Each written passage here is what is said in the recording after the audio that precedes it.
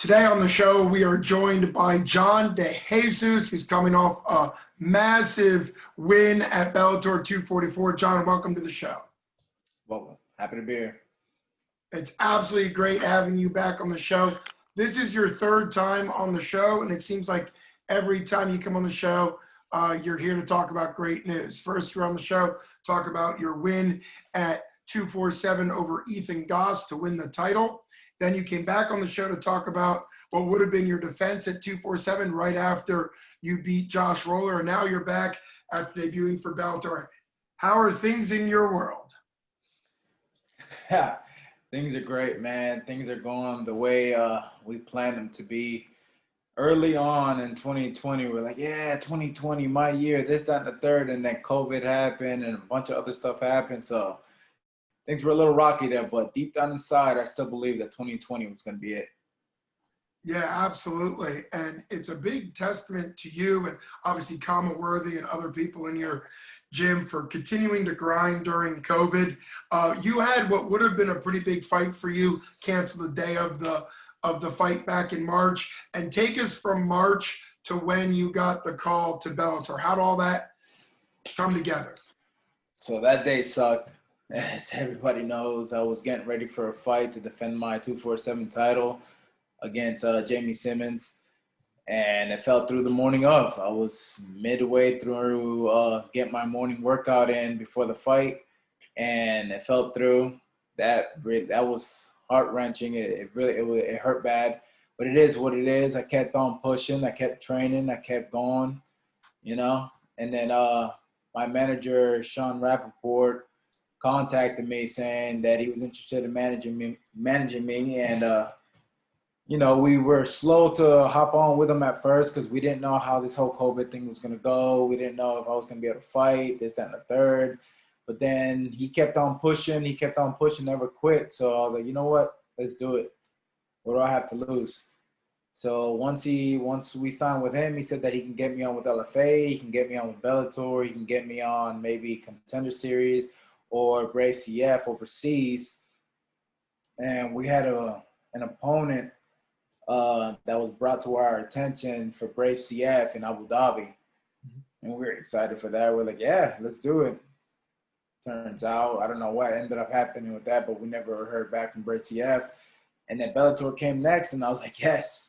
It was against Boric. But he didn't choose me, so that was another gut-wrenching loss there. I was just like, damn, I can't just catch a break. 2 weeks later, they hit me up with another opponent, and I was like, let's do it. Let's just go. I'm ready.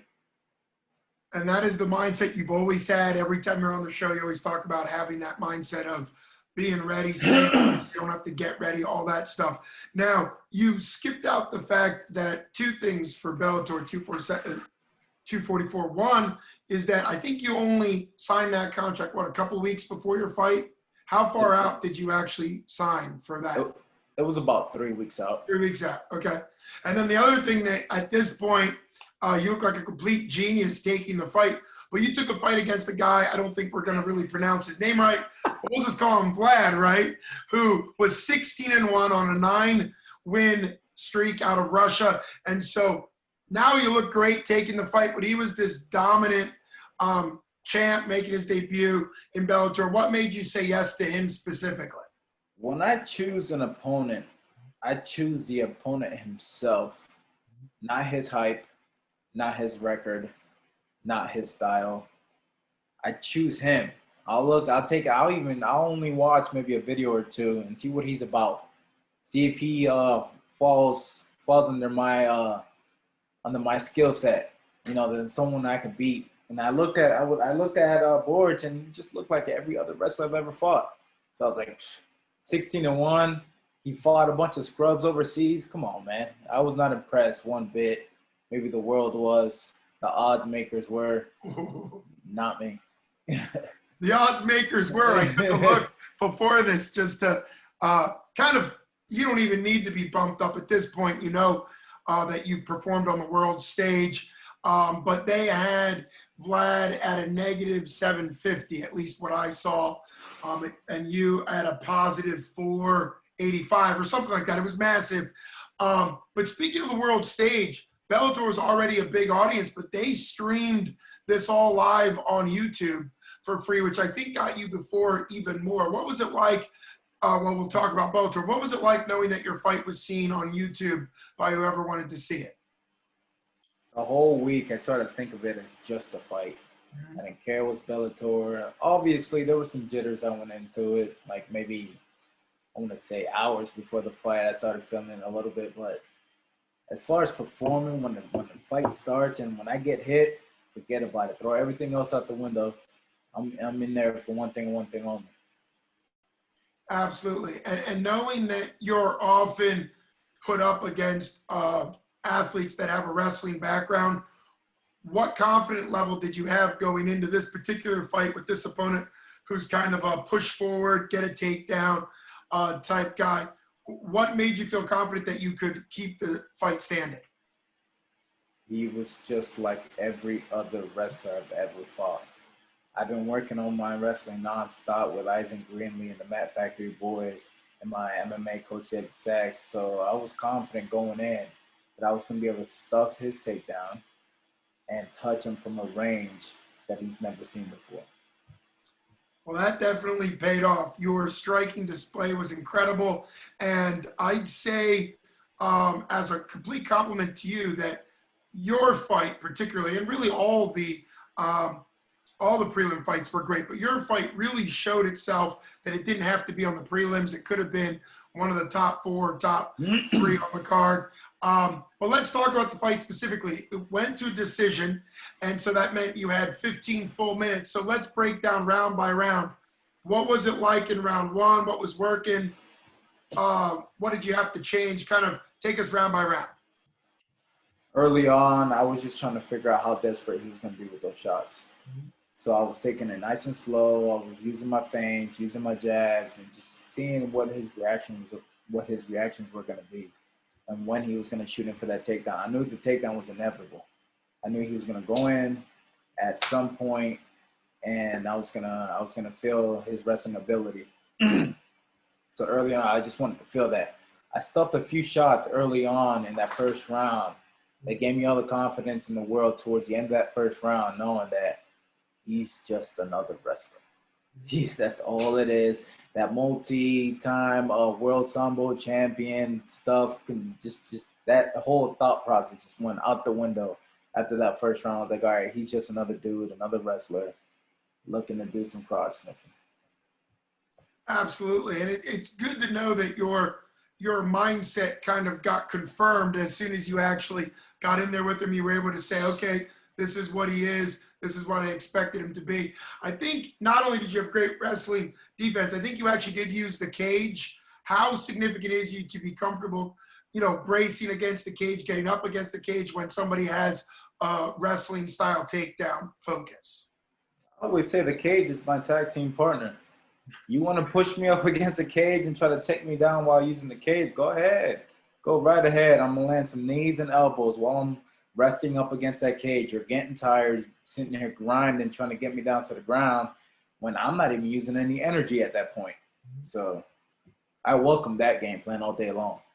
Absolutely. I still think that there's a bit of a judging issue. Now, obviously, you got a big win, so it's not like the judges saw it wrong. But do you think the judges, when they're watching a fighter push another fighter up against the cage, do you think the judges should take what you're saying, which is, hey, the guy up against the cage is resting. They have a more dominant strike ability, whereas the wrestler is actually exuding more energy? Because as of right now, judges see somebody being pushed up the cage as being the aggressor. So would you like to see that mindset change within judging? So I feel like it's a little bit of both. Like, if you got a wrestler pushing up against the cage, and you let that happen for 5 minutes in that round, he deserves that round. Okay. You let it happen. But if you're sitting there up against the cage, you land a few shots, a few elbows, a few knees, and then eventually you get out and start doing your game plan, you won that round. So it all depends on who embraces their will, who pushes what their game plan is going to be the most. And you just described exactly what happened there in round one. So you get into your corner, you just said that you had this mindset that like, hey, he's just every wrestler I've ever faced. And so then what was the game plan? Or I guess I should say, what was the next thought coming into round 2? So I just had to get comfortable with my striking. That's all it was. I still, to this day, don't believe that I know for a fact, actually, I didn't show Bellator what I'm really about. Because I still had that. Every time I threw a punch, he was in on my hip. So I had to defend that takedown. Every single strike I threw, he was in there, and he was really good at that. So the more experience I become in Bellator, the more they'll see of me, the looser John Platano they'll see. Absolutely. I'm going to keep going through the fight because obviously we've got the big knee and each round to do. But we do need to talk about what Bellator said to you after this fight, because obviously people in the Pittsburgh area, your camp knew what to expect from you. But I don't think anybody at Bellator actually knew what you'd be performing at against a guy with his record at least. So, but let's talk the knee. It happened in round 2, correct? Yes, sir. And so let's walk through that. That's obviously you did a lot of good things in the fight. We don't want to make it just about the knee, but let's talk through the knee and some of the fine-tuned things you did in the knee that I think some people may have missed that I want to talk to you about. So walk us through the knee. So before we even get to the knee, we have to talk about the takedown. He took me down, stayed on top for, I want to say, 3 minutes, maybe a little bit more. He was on top. I felt like every move I made on the bottom, his hips were just floating. He wasn't one of those type of wrestlers that put a lot of pressure on you and try to smush you on the ground. He had a lot of, like, his weight wasn't all that heavy, but I could tell he was setting something up. I could tell he either wanted side control or back or wanted me to get up and put in a choke. That's how he's gotten like 8 of his other opponents was with that choke when they try to get up. So Isaac Greenlee at the Mat Factory about, I want to say 2 weeks ago, 3 weeks, it was right before the fight, showed me this escape from side control, that when they're riding high up by your armpit, to just shoot that arm across, and then sometimes you'll be able to flip your opponent, and if he limps arms, then you could just push his arm away and get up. So I was like, he passed my guard. He did a really good job passing my guard, and he got real high on that underhook on the side control. And I thought, right there and then, I thought, Mat Factory, Isaac Greenlee, shoot this arm through, get the hell up right now. So he kept crawling up towards my arm. He kept crawling up, and then out of nowhere, I just shot that arm through. And once I did that, he didn't let go. He just kept going with the momentum. I ended up on top. I was able to get up. And then once I got up, though, he just rushed me. He just rushed me a bunch, punches and bunches. And he tried to, I guess, get a knockout or whatever the case was, because he didn't go for another shot. Whatever, I used my movement to circle around, and I saw that he was still coming, and that's when that flying knee is just perfect, picture perfect, when their whole momentum, when they're 100% invested in either taking my head off or taking me down. Either one works for me. I'm okay with either one. He came forward, I jumped, met him midway, and bang, bang, boom. Yeah, it was incredible, just absolutely beautiful. You were working knees both before that and after that. You got them a couple times in the stomach, the chest. You know, you're working a lot of knees. So obviously that, you know, that just was the icing on top as far as the knee to the head. Now, when you were in air, it certainly looked like you were making sure that you were wise in how you landed and how you adjusted, because sometimes people throw a flying knee and it's too easy to get double legged off of it. So what type of adjustments did you do in the flying knee that allowed you to land safely and still have space and, you know, work your striking? I blame my boy Jake Schilling for that 100%. Okay. So my last sparring session before I went out to Connecticut, I threw a flying knee that landed flush on Jake Schilling, and he just grabbed my knees mid-air and dumped me on my neck. And I was like, all right, well, I just got to make sure that doesn't happen in the fight. So I made sure that once I'm mid-air, either start sprawling or start trying to circle off to either way, to either side, and make sure I didn't get taken down. And you circled, right? When you threw the knee, you circled, right? I was making sure my hips were just disengaging from him. So I landed the knee, and I was making sure I was disengaging as I was landing. Absolutely. So those are like 2 times in that fight. You mentioned your coach showing you a way to get up that you used in the fight, and also then Jake Schilling, who really will become a great fighter, already is, but not overly well known. And so shout out to Jake. So how significant is it for you to have the training that you then can see the exact same situations from training play out in the fight? I mean, that's the game right there. If I need a striker, I got Kama, I got Patton, I got Shaka. If I need a wrestler, I got Jake, I got Nick Brown, I got Dom Maziata. I got the list keeps going on. So for every style that's out there, I have somebody that I can work with, and I'm set. You know, we got a really good thing going on here in Pittsburgh. And we want to get to that with kind of your future plans. But let's get to round 3. So round 2 could have been kind of frustrating. You spent about 3 minutes on your back, but obviously being coached right, and something that comes up a lot with strikers that end up on the ground, they kind of get frustrated and give up. That's obviously not you, because you didn't have that much left in the round when you got up. And a lot of strikers will admit later that once they know there's only about a minute left in the round, they kind of just stay down, you know, just kind of grind out the round or whatever it is. So obviously you getting up, landing the knee, now you are going into the 3rd round. What's on your mind then? What's the coaching going on coming into that 3rd round? I was actually just looking at pictures that Bellator sent me. They sent like 60-something pictures, and I could see my facial expression right in that 3rd round. At this point, I'm seeing blood. He's soaked. My shorts are soaked, and I'm good, you know? So I was just at that point, and midway through that second, while he was on top, I don't know if people caught it, but I was smiling on the bottom because he was huffing and puffing. Midway through the second, so I already knew he was tired. I was still fresh. I just needed an opportunity to get up. That's all that was. So 3rd round, I already knew it was either mine to make a mistake or mine to finish him. And I was this close. A couple times I was this close to finishing him. Absolutely.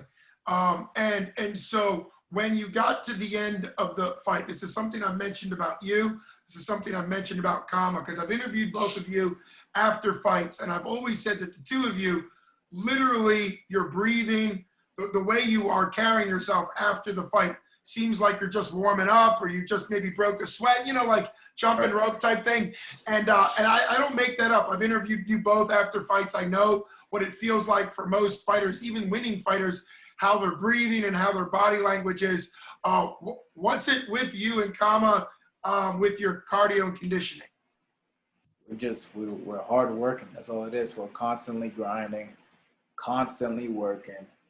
I'm always going to be in shape. I've always had that my whole career, you know, and so it's just, that's all it is. Staying in shape, staying ready for you know what it is? You know what? As a matter of fact, is that while we're in the fight, we're calm. In the middle of a firefight, we're calm. A lot of fighters, they tense up, they get nervous, and that all, you know, sucks the energy out of you. So while we're in the fight, we're calm, we're relaxed, and we know what we got to do. And that actually goes back to you being on the ground there. You were smart with your energy. You had the technique to get up, because a lot of times strikers on the ground, when they're being, you know, controlled from the top, they waste a lot of energy. They panic. They don't know what to do. So obviously, some spectacular stuff. So the name John DeJesus is out there more than it's ever been before with Bellator. So what is Bellator coming to you with? What's the game plan, the time frame? Kind of what's the conversation been, if you can talk about it post-fight? Right now, we're just looking for the next opportunity. We have a clause on the contract saying that if they like what they saw, they can put me back on for another fight. So we're looking for another opportunity to really show Bellator what I'm about and get that multi-fight contract, that big money contract.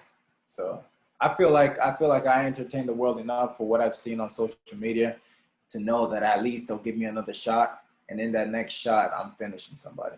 Sure, absolutely. And I think I've seen your flying knee already turned into a meme and a GIF, you know, and I think one of the reasons why is, and we've talked about this, is if you look just at records, which you should not do in MMA, you've mentioned that you can't do it in MMA, but people do it all the time. It wasn't just the spectacularness of your knee. It's also your record coming into the fight was 12-8. His record was 16-1. So everybody looks at that as saying, wow, this guy, maybe the record's not the best, and look at that knee. So it kind of brought up your viewpoint from a lot of people, which is great. And I would hope that Bellator is impressed, beyond impressed, actually. And so it would be great, you know, for you to get that big fight deal once you get another win with them. When you're talking about you and your training partners, obviously a lot's going on. You have a fight.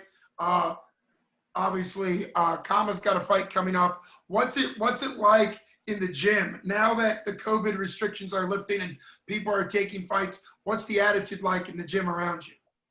We haven't stopped, man. We haven't stopped. We've been grinding ever since, and that's what we're gonna continue to do. Shaka was almost on the card with me, I know. so that's how you know that we've been grinding. We're ready to go to war anytime, any minute, any day. Just send us the information. Send us location. I was going to say Chaka's name when I said about fights coming up. I knew he was supposed to be on with you. And unfortunately, it was his opponent that dropped out, not Chaka. He was ready to go on, I think, a little bit shorter notice than even 3 weeks. I think it was a later edition. Yep. But still, you know, you and your gym around you are really getting a reputation for not only how you fight, which is incredibly well, but also not worrying about people's records and how long you have as far as the matchup goes, which is great. So, let's get into some forecasting in your life. You've never been shy to talk about, even when we talked with the Ethan fight. You know, you had your Ethan fight for 247. Shout out to them, 247 fighting champions. Hopefully they're back stronger than ever after COVID. But at that point, when you fought for the belt against Ethan Goss, you had you were coming off 2 fights that were losses. And now obviously you routed off 3 wins.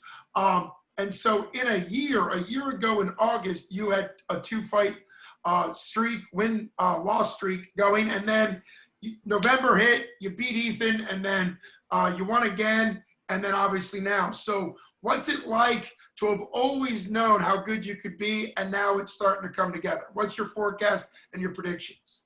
That's me all day long. I've been like, my whole career, people have been telling me how good I am. I just really haven't been able to show it when I needed to. And I'm finally doing that, man. I'm 30 now. I'm touching people. People are leaking, going to sleep. And then I'm putting the whole game together. So come 2021, John De Jesus, my name, I don't even know why I'm even speaking in the third person. But my name's going to be something big real soon here in 2021. I'm going to go out there. Hopefully I get this Adam Borge fight. If he ain't scared, I'll knock him out. Go call out another vet in Pat Curran. Already looking ahead. Okay. I'm a world champion. I'm looking to knock some dudes out and make a name for myself, man. Obviously, Pat Curran's a great call out because he's a Bellator champ, so it's smart to be there. But get into this Adam guy a little bit more. Have you made that public? What's the call out like with him? What's going on? I've made it very public. Okay. I made some tweets. If you saw my post-fight press conference, I called him out then too. He knows I want him. His gym knows I want him. I used to train with a lot of the dudes he's training with now. So I think they're the ones in his ear saying, hey, man, don't look at his record. He's tough. We've sparred him. We've been in here with him. Don't look at his record. He's tough. So we'll see if he takes the bait. If he takes the bait, he's going to sleep. And what makes you target him? Is it the name? Is it the fact that you see a style you can exploit? Why him? All of the above. He was in the $1 million tournament last year. He knocked out. He finished Pat Curran. He's a striker. He's fun to fight. He's lanky, just like me. Let's do it. He throws flying knees. Let's do it. That looks like a blast to me. All right. So you're calling out somebody to really show off your skills against somebody who's, going to be striking with you as opposed to the wrestling base. So that's incredible. And it also is reminiscent of the confidence it takes to say you got to take one fight at a time, but you also need to know that you're headed somewhere. Right. So if 2021 goes your way, is it you getting a shot at the belt? Is it you getting top 10? Is it you, where, if 2021 goes perfectly, where will you be in Bellator's featherweight division? I'm going to be up there, if not champion, on my way there, 3 fights out, 2 fights out, okay. Making a lot of money, doing a lot of things. Well, you know, in the sport of MMA, winning and winning with the style that you have and the exciting style that you have goes obviously a long, long way. And you and everybody that trains with you are hard fighters that are constantly grinding.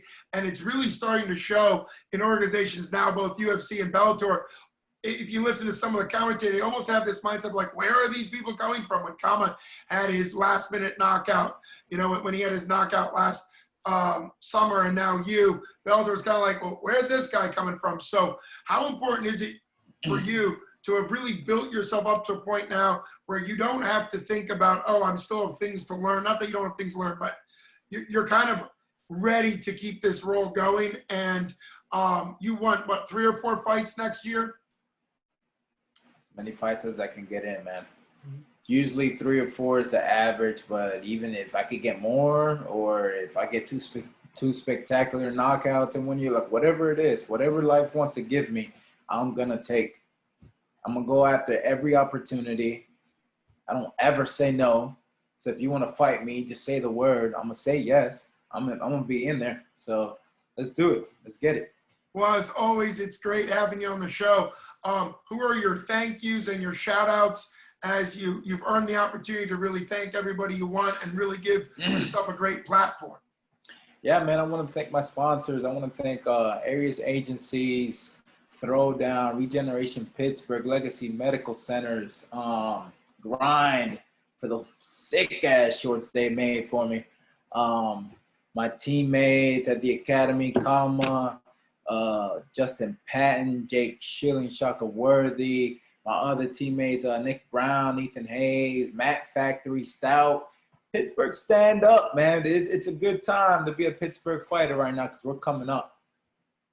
Absolutely. Absolutely. Really, Pittsburgh's really probably should have always had a reputation of being a fight capital. It's really starting to get there now, really bringing up fighters from all disciplines. Wrestling, you mentioned Stout, which is a lot more BJJ, and obviously striking, putting it all together and really being friendly. That's what a lot of fighters don't understand about those gyms you mentioned that you cross-train, and how valuable is that for you to be able to cross-train even not at your home gym? Right, that was new to me when I came from Florida. In Florida, you're stuck to your own gym, and usually every other gym's rival to your gym. I came out here in Pittsburgh, I saw people from other gyms, were like, yo, whoa. Like the first time I saw Dom, he had just won the belt for featherweight, for Pinnacle FC's featherweight championship. And I'm looking at him like, yo, why is he in my gym? I want to fight this dude one day, you know? So eventually I became real cool with Dom and Dalton and everybody else. And I've learned to embrace the fact that we all train together, we all get better together, and we all grow together. Absolutely. That's a great mindset to have. It's been incredible having you on the show for the 3rd time. We're just going to keep bringing you back on every time you've got something going on. Dubs. Keep getting these dubs. So thanks so much for coming on. Everybody, you've been listening to John DeJesus, winner of a massive fight for Bellator 244. So thanks so much, champ, for coming on. Thank you, man. Appreciate it.